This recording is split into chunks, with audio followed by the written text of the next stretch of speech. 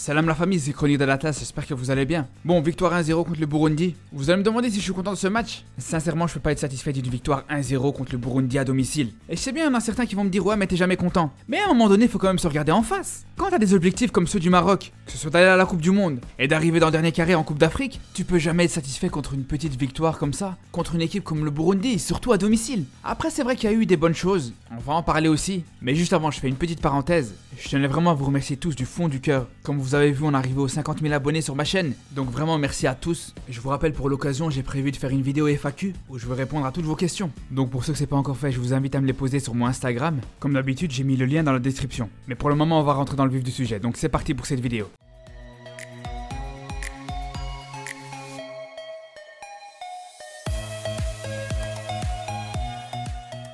Donc les gars, comme je disais dans l'intro, on peut pas être complètement satisfait de ce match. Je vous rappelle que la prochaine rencontre du Maroc, c'est pour les qualifications à la Coupe du Monde. Donc sérieusement, moi dans ce match contre le Burundi, la seule chose que j'espérais c'était une victoire écrasante des Lions de l'Atlas, pour être complètement rassuré, et pour que l'équipe soit en confiance pour aborder ses qualifications à la Coupe du Monde. Et sincèrement, pour moi, la première chose qui me dérange, c'est qu'encore une fois, Vahid il essaye des nouvelles choses. Faut m'expliquer ce que Ziyech il faisait sur le banc. Ça fait une semaine qu'il y a une guerre avec Chelsea parce qu'ils veulent le récupérer. Et Vahid il a vraiment insisté pour le garder jusqu'à la fin de cette trêve internationale. Tout ça pourquoi? Pour le faire jouer 10 minutes contre le Burundi. Mais à ce moment-là, laissez retourner dans son club. À quoi ça sert de l'avoir gardé? Et ne me dites pas que c'était pour le laisser se reposer après le match contre la Mauritanie. Parce qu'il y a des joueurs comme Barco qui ont servi à rien sur les deux matchs et qui ont joué à chaque fois les 90 minutes. Mais pour ce qui est de Barco, on va y revenir plus tard. Pour en revenir à Ziyech, c'est simple, il devait jouer. Parce qu'encore une fois, ce match contre le Burundi, c'est le dernier match avant d'entamer les qualifications pour la Coupe du Monde. Donc là, l'équipe type, elle doit être en place, ça doit être clair pour tout le monde.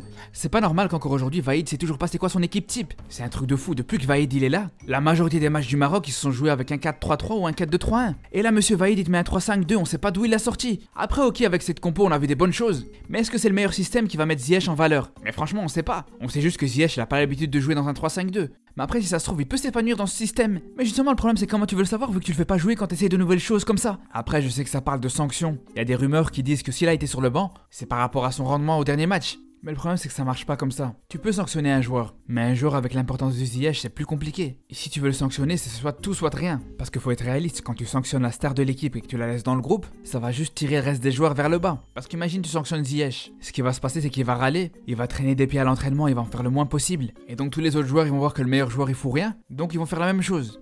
Et puis de toute façon, y a pas de quoi sanctionner, on s'en fout. T'as un joueur comme Ziyech, mais fais-le jouer. Mais sinon, y a autre chose que j'ai pas compris moi dans cette composition.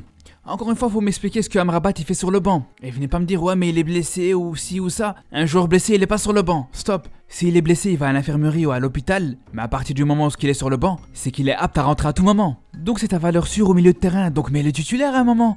Après, on demande pas de le faire jouer les 90 minutes, fais-le jouer au moins une mi-temps ou 60 minutes. Mais à un moment donné, va falloir que tu fasses jouer ton équipe type, c'est pas possible. Parce que je vous dis, contre une plus grosse équipe, avec Barco à la place d'Amrabat au milieu de terrain, mais on aurait ramassé. Et là, faut en parler parce que Barco, il a été catastrophique. Ok, il a fait un match et demi correct avec le Maroc depuis qu'il est arrivé. Mais là, je suis désolé, mais contre la Mauritanie et contre le Burundi, je trouve que ces matchs ils deviennent ridicules. Offensivement, elle a rien proposé. Il faisait que perdre des ballons. Il a raté des passes faciles. Et défensivement, j'en parle même pas, il a été pitoyable.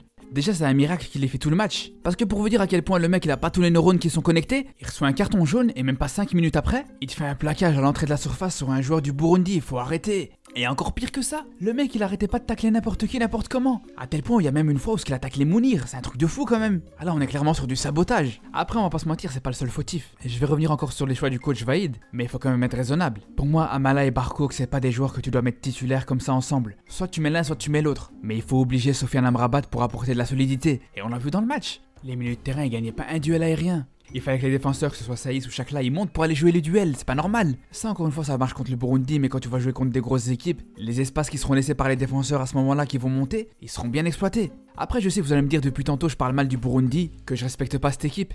Eh mais c'est pas moi qui a pas respecté le Burundi, c'est Hakimi. Vous avez vu comment il a eu aucun respect pour le défenseur burundais. Il a pas arrêté de le prendre de vitesse, franchement c'était incroyable. Et c'est pareil pour Tarabt, vous avez vu le match qu'il a fait. C'était lui le padré sur le terrain, le mec il jouait avec ses enfants. Quand il voulait jouer vers l'avant et créer les équilibres, il le faisait. Quand il voulait calmer un petit peu le rythme et poser le jeu, c'est lui qui décidait. Non mais il a fait un match de dingue. Et je parle pas juste de sa passe décisive, mais c'était clairement tout au long du match et surtout en première mi-temps. Il t'a ouvert en deux cette équipe du Burundi, c'était un truc de fou.